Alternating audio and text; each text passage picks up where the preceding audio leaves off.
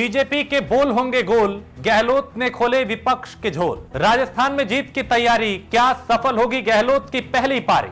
चुनाव के लिए दिखी कड़ी तैयारी, गहलोत और पायलट की दिखेगी साझेदारी।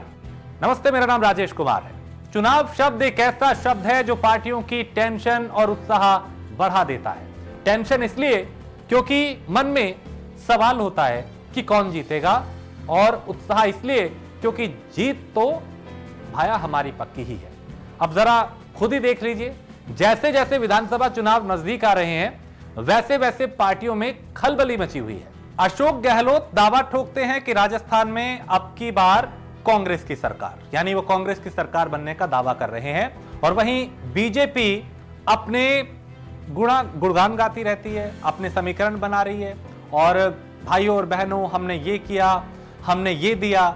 इतना ही नहीं, इस बात का अटूट विश्वास भी बीजेपी को है कि इस बार बदलाव होगा, जनता को बीजेपी का ही साथ चाहिए। खैर, ये सारी बातें तो अपनी जगह है, हर किसी के अपने दावे होते हैं, चुनाव से पहले, चुनाव के बाद, चुनाव को देखते हुए, और वक्त ही बताएगा कि जनता किसके साथ जाएगी, किसके खिलाफ जाएगी। लेकिन इससे पहले चुनाव को लेकर जो उथल पुथल मची हुई है उस पर चर्चा कर लेते हैं। दरअसल राजस्थान का यह चुनाव बहुत अहम है और राजस्थान में विधानसभा चुनाव नजदीक आ रहा है। ऐसे में दोनों तरफ से बयानबाजियां हो रही हैं। वहीं अब जयपुर में मुख्यमंत्री अशोक गहलोत ने बीजेपी पर चुटकी ली और मुख्यमंत्री अशोक गहलोत ने कहा कि बीजेपी वाले बौखलाए हुए हैं, 4 साल में इन्होंने कुछ भी नहीं किया है, और राजस्थान बीजेपी को दिल्ली हाईकमान ने फटकार भी लगाई है। अशोक गहलोत यहीं पे नहीं रुके, उन्होंने आगे यह भी कहा कि बीजेपी आरएसएस के लोग भड़काते हैं, ये दंगे करवाते हैं।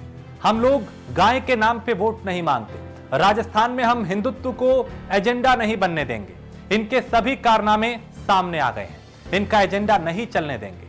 और वहीं जब अशोक गहलोत से पायलट को लेकर सवाल किया गया कि क्या आप और पायलट एक साथ रहकर इस पार्टी में चुनाव लड़ेंगे, तो गहलोत ने कहा कि हम तो सब साथ हैं, कांग्रेस में सब साथ मिलकर चुनाव लड़ते हैं और इसलिए बीजेपी वाले परेशान हैं।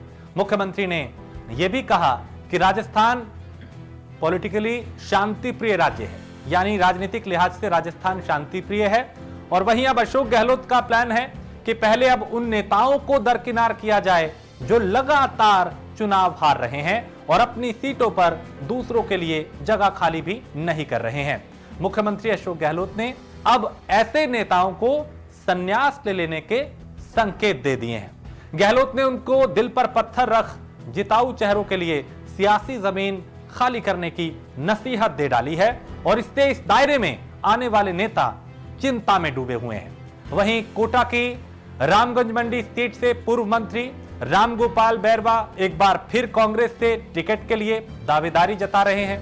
बैरवा बीते 4.5 साल से इलाके में सक्रिय हैं, उनको पार्टी से टिकट की आस है और वो सहानुभूति कार्ड खेल चुनावी मैदान में फतह हासिल करना चाहते हैं। लेकिन बैरवा के लिए इस बार टिकट हासिल करना कोई आसान काम नहीं रहने वाला है, और मुख्यमंत्री अशोक गहलोत ऐसे नेताओं को दिल पर पत्थर रखने की नसीहत दे रहे हैं जो लगातार चुनाव दर चुनाव हार रहे हैं।